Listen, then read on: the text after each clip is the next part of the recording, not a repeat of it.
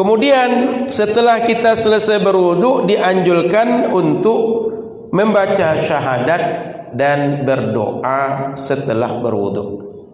Maka anak-anak kita dari kecil kita hafalkan, asyhadu an la ilaha illallah wahdahu la syarikalah. Kemudian doa, Allahumma ja'alna minal mutatahhirin, Allahumma ja'alna minat tawwabin. Kita ajarkan anak-anak kita doa karena Nabi SAW mengajarkan kita doa seperti itu. Ada ajaran doa itu. Dan wudu ibadah. Setelah wudu, kondisi kita dalam keadaan suci. Berdoa dalam keadaan suci, berdoa dalam keadaan terbaik. Maka para sahabat menjelaskan, Rasulullah SAW berkata, "Ma minkum min ahadin yatawadda." Tidaklah seorang di antara kalian berwudu, fayablughu aw yusbighu thumma yaqul. Ketika berwudu disempurnakan wudu. Artinya semua anggota wudu dibasuh dengan sempurna, diusap dengan sempurna. Kemudian selesai berwudu dia berkata, asyhadu an la ilaha illallah wa anna Muhammadan abduhu wa rasuluh. Dia baca syahadat, illa futihat lahu abwabul jannah ats-tsamaniyah. Kecuali orang yang berwudu sempurna dan baca tasyahud lalu berdoa tadi, dibukakan bagi dia pintu surga yang 8. Jadi pintu surga ada 8, semuanya dibuka. Dia bisa masuk dari mana dia berkehendak masuk surga. Yadkhulu min ayyiha sya'. Dia masuk dari pintu mana saja dia inginkan, diperkenankan oleh Allah. Ibarat masjid kita ada 3 pintu. Betul Pak ya? 3 pintu ya.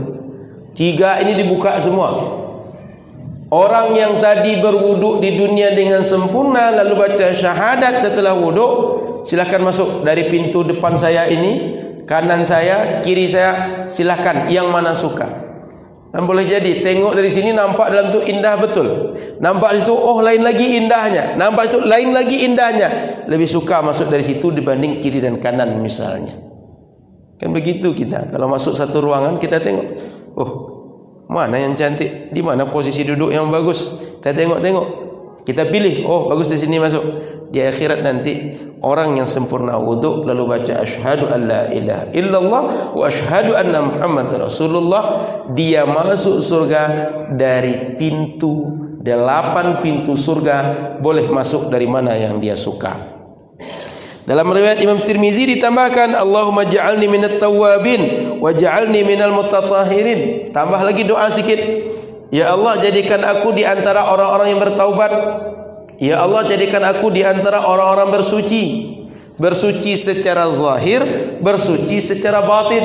Bersuci secara batin dengan taubat, bersuci secara zahir dengan berwudu, dengan mandi dan menghilangkan hadas. Kemudian dalam riwayat Imam Nasai dikatakan, tambah redaksi yang lain, subhanakallahumma wa bihamdika asyhadu an la ilaha illa anta astaghfiruka wa atubu ilaika. Jadi ada 3 redaksi dari gabungan 3 hadis tentang yang dibaca setelah wudu.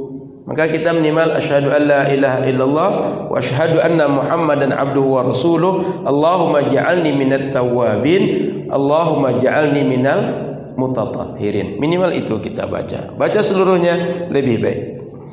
Bapak Ibu rahmati Allah, ketika doa itu banyak riwayat yang kita temukan, kita baca semuanya, baik kita kerjakan. Karena boleh jadi dari banyak cerita riwayat tentang satu doa, rupanya Rasul mengamalkan semuanya.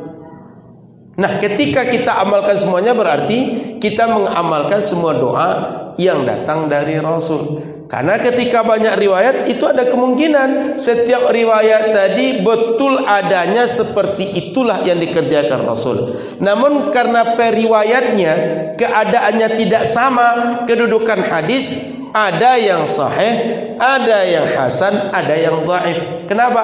Karena keadaan para periwayat hadis.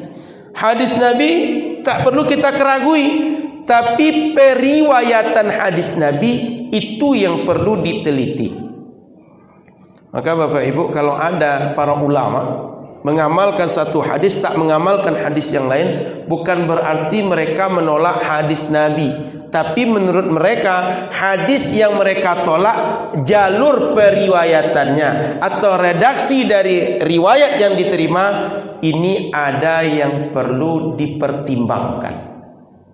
Karena di kita ini kadang-kadang menolak satu hadis karena alasan ilmiah dianggap ingkar sunnah Nabi. Bukan begitu. Ini ditolak ulama kenapa? Ada hadis yang lain yang patut diamalkan dibanding hadis yang tidak diamalkan. Patokannya apa? Ilmu. Ilmunya sudah disusun oleh para ulama. Baik, sebentar lagi kita masuk tanya jawab. Kalau ada yang ingin bertanya tapi tidak bisa bicara langsung atau kurang pede, boleh menulis seperti yang disampaikan Ustaz kita tadi. Silakan kalau ada yang bertanya dan menulis. Kemudian ada beberapa sunnah yang lain yang tak disebutkan secara khusus oleh Nabi, tapi masuk sunnah keumuman dalam beribadah. Apa di antaranya? Yusannu ayyatawadda'a mustaqbilal qiblah. Kalau bisa berwuduk dalam keadaan menghadap kiblat lebih baik. Artinya kita tahu bahwa wuduk posisinya seandainya di situ tempat wuduk kita menghadap ke kiblat dalam berwuduk lebih baik dibanding tidak menghadap kiblat. Tapi bukan berarti kalau tak berwuduk menghadap kiblat tidak sah. Sunnah selanjutnya ayyadha'al ina ala yaminihi in wasi'ahu dzalika liyaghtarifa minhu. Seandainya kita punya air itu dalam ember atau dalam sebuah bejana atau dalam sebuah tempat penampungan, sebaiknya taruh sebelah kanan kita supaya mudah mengambil. Apalagi kalau kita gunakan tangan kita sebagai alat untuk pengganti gayung. Mungkin tak ada gayung, kita jadikan tangan kita pengganti gayung dengan niat sebagai gayung, bukan sebagai membasuh tangan. Taruh sebelah kanan. Karena rata-rata kita ini kekuatan kita membasuh segala macam itu dengan tangan kanan dibanding tangan kiri. Rata-rata begitu. Kekuatan kita di kanan rata-rata. Kemudian Bapak Ibu rahmati Allah Subhanahu wa taala, sunnah yang selanjutnya bagi orang pakai cincin, pakai gelang atau apapun pernak-pernik yang lengket di anggota wudhu kita, sebaiknya ketika basuh digoyangkan. Untuk apa? Memastikan air tadi lewat kepada setiap anggota wudhu kita. Jadi cincin goyangkan, gelang, jam digoyangkan, atau yang lain apa saja yang terpasang. Kan boleh jadi ada selain cincin, selain gelang, selain jam tangan ada di tangan kita, digerakkan supaya pasti air membasuh semua anggota kulit kita. Kemudian di antara sunnah yang lain, kalau bisa ketika berwudu di tempat yang agak tinggi sehingga percikannya tidak kena badan atau pakaian kita. Itu kalau bisa. Apalagi dahulu di Arab model airnya tak seperti kita. Artinya air mereka sedikit. Maka kalau berwudu itu mereka di padang pasir itu bisa memilih. Kalau di kita kan tempat air itu tempat keluarnya itu sudah diatur drainase-nya dengan baik. Maka kita jangan lagi memaksa nanti diambil air sedikit naik ke atas tangga agar supaya tinggi. Jangan begitu. Ini orang Arab kasusnya mereka berwudu bisa di mana saja dengan membawa air dalam gayung, air dalam ember, lalu pilihlah tempat yang agak tinggi. Supaya apa? Ketika membasuh percikannya tak kena badan, tak kena kepada pakaian.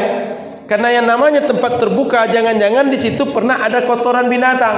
Kena kepada kotoran binatang tadi, air itu kemudian memantul ke badan atau pakaian, najis nempel lagi, kita tak sadar. Nah, tapi kondisinya sudah kita buat dengan demikian rupa, tidak usah lagi diangkat-angkat, pakai itu sajalah, cukup dengan posisi yang sudah ada. Nah itu, ini kondisinya mesti kita lihat orang saat ayat, saat hadis diceritakan. Berapa menit lagi Isya? 8 menit. Kita bahas singkat tentang makruh dalam berwudu. Setelah itu kita masuk tanya jawab. Makruh dalam berwudu, pertama, ketika berwudu makruh hukumnya berbicara. Sambil wudu bicara juga. Tidak membatalkan, tapi makruh. Sebaiknya ketika wudu tidak bicara. Yang kedua, ketika berwudu tidak terlalu banyak menggunakan air lebih dari kebutuhan membasuh dan mengusap anggota wudu. Artinya seperlunya, secukupnya. Jangan terlalu banyak. Meskipun kata Nabi, kita berwudu itu di sebuah sungai, airnya deras, banyak, selalu mengalir. Jangan berlebihan. Yang ketiga, ketika berwudu menepuk atau memukulkan air ke anggota wudu. Contoh basuh muka, basuh tangan. Jangan. Cukup diusapkan dengan normal. Tidak usah ditepukkan. Itu makruh. Anak-anak kadang-kadang kan begitu wudu, main-main begitu, ditepukkan. Itu makruh. Yang keempat, makruh hukumnya setelah berwudu dikeringkan anggota wudu dengan handuk, dengan tisu atau sapu tangan atau alat yang lain. Biar saja. Dalam hadis dhaif diceritakan bahwa anggota wudu kita ketika meneteskan air wudu, tetesan tadi akan berubah jadi malaikat.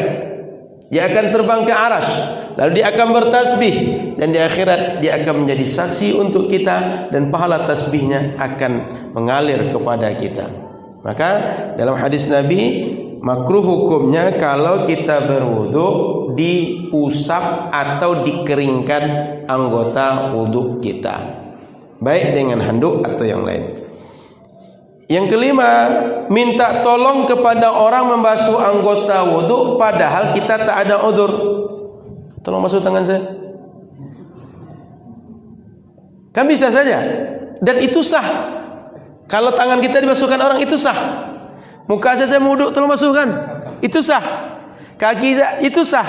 Tapi kalau tidak ada alasan, makruh. Contoh, tangan kita normal, tidak ada masalah. Kita tidak ada pekerjaan yang darurat, mesti orang tolong, itu makruh. Jadi jangan heran kalau nanti dibasuhkan orang, itu sah. Cuma makruh kalau tidak ada yang menyebabkan kita perlu ditolong orang. Kamu mana tahu kita sedang gendong anak, tak bisa dilepaskan.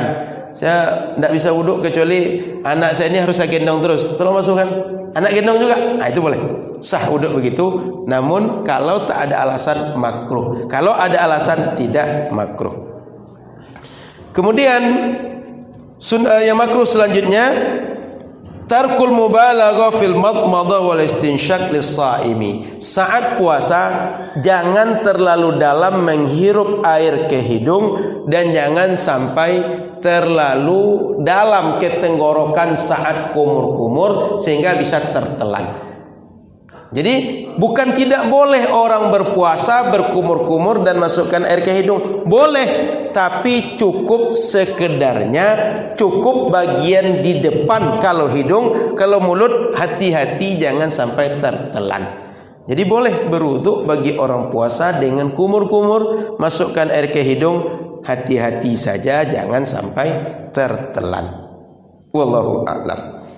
Dalam pertemuan selanjutnya insyaallah kita bahas tentang apa saja yang membatalkan wudu. Malam ini dua pembahasan, sunnah dalam berwudu dan yang makruh dalam berwudu.